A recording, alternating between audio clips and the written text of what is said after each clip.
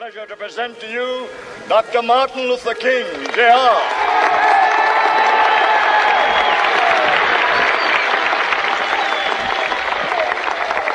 I am happy to join with you today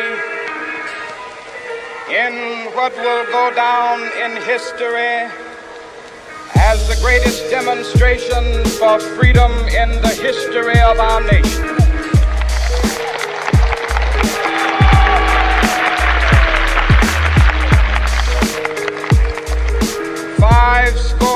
Years ago, a great American in whose symbolic shadow we stand today signed the Emancipation Proclamation. This momentous decree came as a great beacon light of hope to millions of Negro slaves who had been seared in the flames of withering injustice. It came as a joyous daybreak to end the long night of their captivity. But 100 years later, the Negro still is not free. 100 years later, the life of the Negro is still sadly crippled by the manacles of segregation and the chains of discrimination. 100 years later, the Negro lives on a lonely island of poverty in the midst of a vast ocean of material prosperity. 100 years later,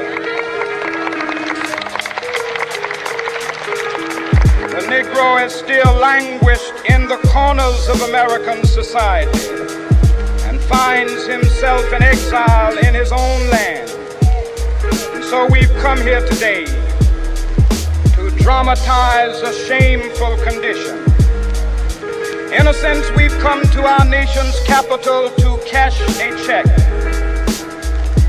When the architects of our republic wrote the magnificent words of the Constitution and the Declaration of Independence, they were signing a promissory note to which every American was to fall heir.